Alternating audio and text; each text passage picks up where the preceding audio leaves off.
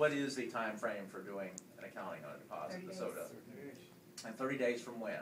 The date of date of surrender. Okay, date of surrender, which is...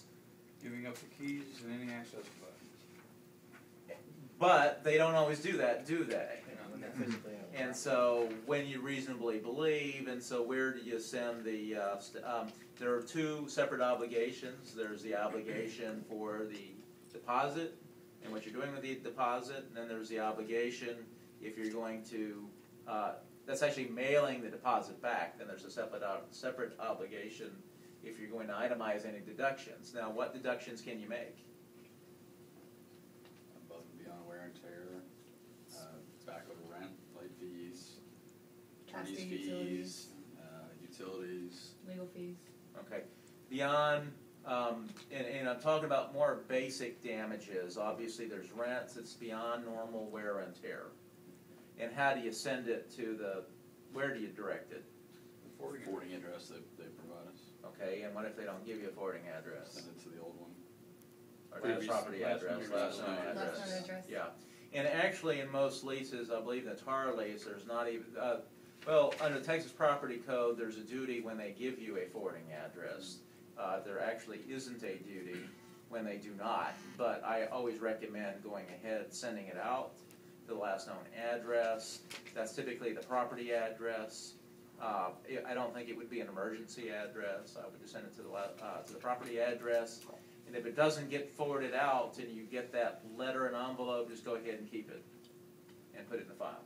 Okay? We do notify the tenant too if the deposit comes back. We contact them directly for a forwarding address, and usually they give it to us. Okay. If it's returned. If it's returned to our office. That's fine. You know, that's not a problem. And how do you send? And what method do you send out your correspondence? Regular mail. Certified mail, anybody? Only if it's out of state. Okay. It doesn't matter if it's out of state, but if you're going to send it certified, also send it by regular mail. Just send it by regular mail. And when you keep a copy, do you sign your SOTAs? Is it in the form of a letter or something is actually signed by anybody? Oh, you want to see a copy of it? Well, I don't need to see a copy. It's a form letter, and then somebody like Alex reviews it. Does anybody sign it? No. No. In any way? So it's just simply a printout? Yes. Okay, all right.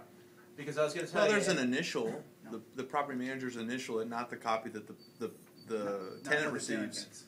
The tenant does not receive a signed copy. Internally, we have an initial system that reviews it. Well, you also want to keep a true and correct copy of what was actually sent to... Yeah, it's the same one. It's just internal purposes and know that... Court purposes, but have one that you can testify to that this is a true and correct, identical copy of what was sent out. So make a copy of it. Yeah. Not necessarily a printout, although there's probably no way to know.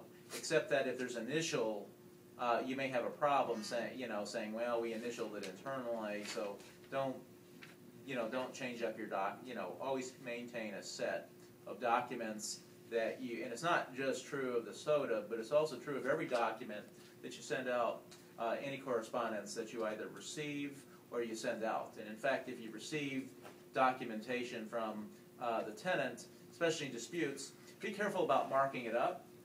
Put the original in a file, make a copy of it, and mark up the copy all you want, because you are marking up, you are changing the evidence from something that someone has given you, and it makes it a lot more difficult if there's litigation of sponsoring that into the record or into evidence.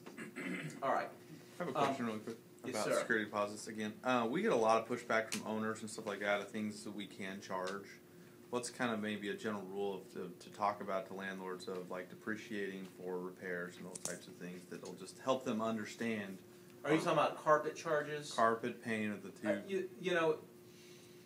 The judges kind of expected depreciation, but I don't read that there's a depreciation requirement.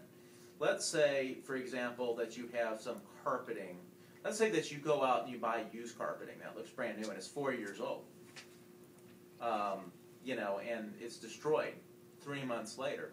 Well, and then you have to go out and buy and replace an equivalent value. You have to depreciate it. Or you've had it for several years and it looks in very, very good, like brand new condition, because it's not the age of the carpet, it's actual condition of the carpet. That's in our view. Now, I know a lot of the JPs may not agree with that. They may have an expectation of depreciation, but that is a function of what I'm going to talk about in just a moment. Okay.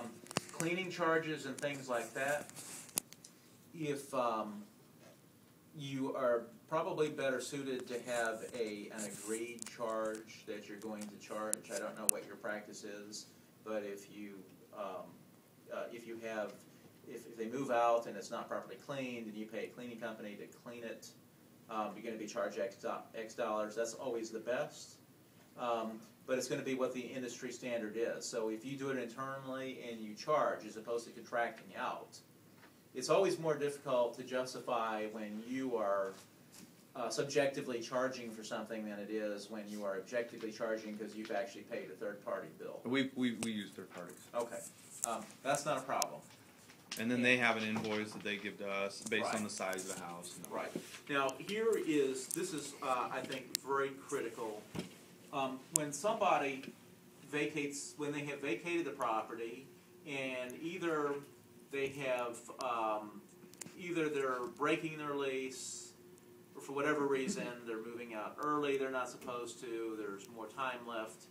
What you want to do is you want to load up all of the possible damages that you can in your soda. That's really, really important, okay? And what damages would you have? Well, if they move out and they leave owing some rents.